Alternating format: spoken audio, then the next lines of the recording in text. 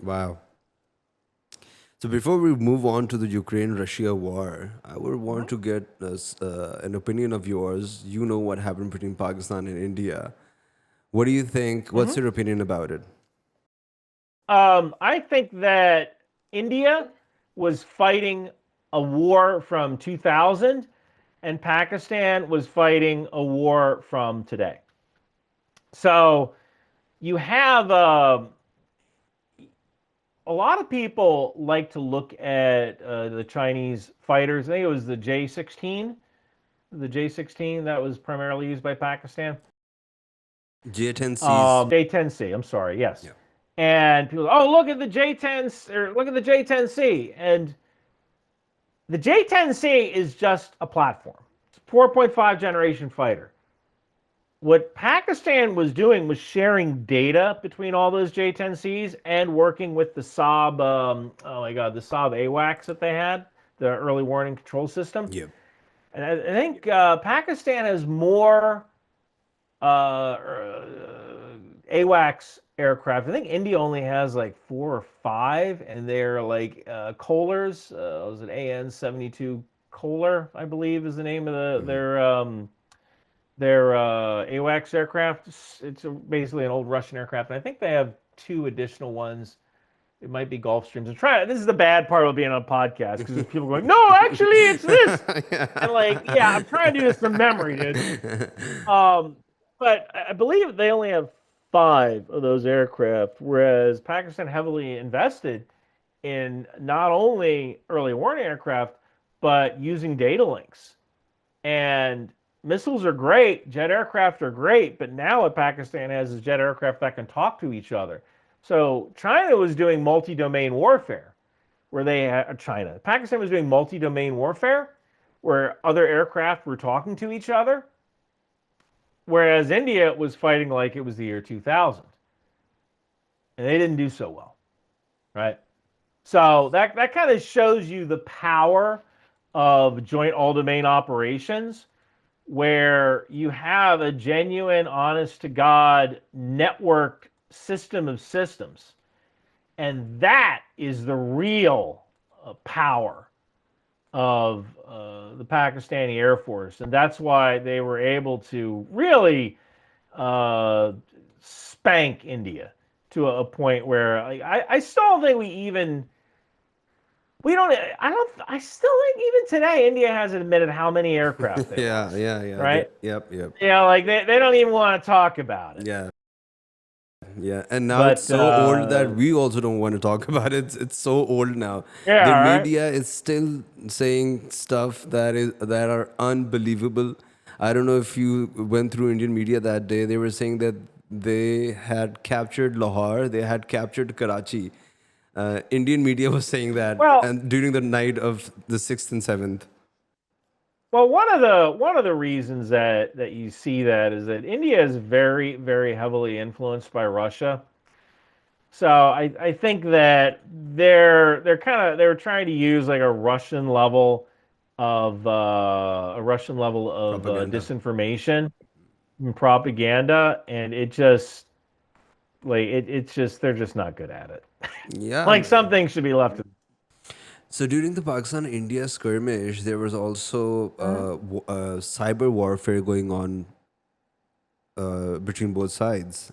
Pakistan claims that Yeah. the electricity of a lot of places of India went down, and our former air chief in during a conference in America said that I can just give you one picture that the last Rafale, when it was when the Rafale was landing in Kashmir, the pilots couldn't see the runway because the lights were off and the entire thing was off.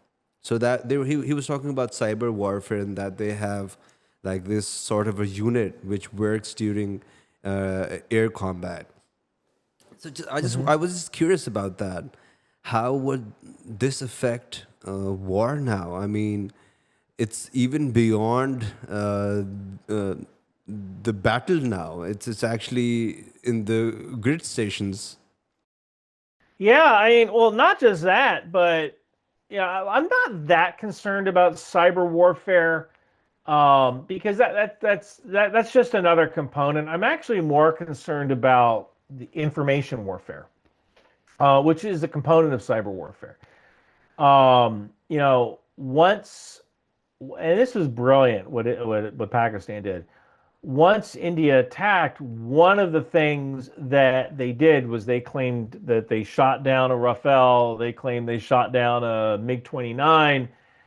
And what it did was it changed the narrative to not to how many planes were shot down or, oh my God, India just attacked Pakistan. Did Pakistan defend itself? It turned it down to people looking at footage going, well, did they shoot down the MiG-29? And it changed the whole narrative as to what was destroyed as opposed to who was right or who was wrong.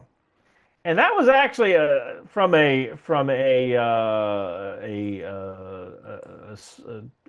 information warfare standpoint. That was absolutely brilliant. That was a brilliant thing to do because it totally flipped the narrative. Because I could see some people saying that, when you look at what happened in Kashmir, you could say, all right, India was looking for an excuse, or Modi was looking for an excuse to just do something, and I could see India's point, right, to fighting back against rebels, and by talking about what planes were shot down and now having people argue about what planes were shot down, it totally blew out India's justification and it turned into a search for exactly what planes were shot down. And because India is as bad as Russia when it comes to secrecy, right, with their military, which you would not normally see in a democracy, what you have is a country that lost control of the narrative. And Pakistan certainly won the narrative. They won the air war and they won the narrative. And now you got India going, crap, we're doing this the wrong freaking way. Cyber warfare, I mean, I want to say it's nothing new. It can be expected. Now, first off, you'd figure India would have some great cyber defense people. Apparently they don't. I haven't heard this particular story about the runway lights being turned off, but that's not great. But look, they can get emergency pots out there, flares like that. That's not that big of a deal. And cyber warfare, it's kind of weird because, for the most part, military systems are hardened or they're air gapped, and it's really hard to launch a cyber attack against a military system. Because these cyber systems are either they're air gapped or they have such good defenses that you can't really get to them. So that means if you're going to launch a cyber war, it's going to be against the civilian population, and you really shouldn't be attacking civilians. I mean, you can launch a cyber attack against a bank or against communication systems. That's primarily going to affect civilians.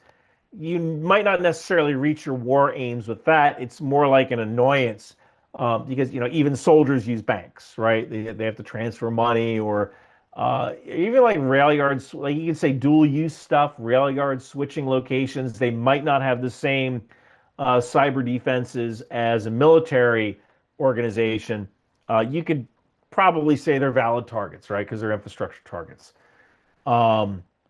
So cyber warfare is important, but I think that there's this general idea that when one country attacks another, it can use cyber attacks to maybe even have the same effects as kinetic attacks. And we're going to shut down the enemy's radar, and you really can't do that. Now, information warfare side. There's what, 180 million, 280? How many Muslims are in India? 300 million? Roughly? Yeah, 300 million. So I'm sure at least one of those dudes, it would be like, yeah, let's do a terrorist attack against India. So that, to me, the real strength of Pakistan is that Pakistan could have used information warfare and armed cells inside of India, radicalized people, and now you might not get 300 million people to do it, but all you need is 12 dudes with rifles to cause a hell of a lot of trouble. And that would be a more devastating attack than any sort of military action that Pakistan could perform. So using information war as a kinetic effector, that's a big one to me. When I actually was not in favor of America attacking Iran with our B-2 bombers.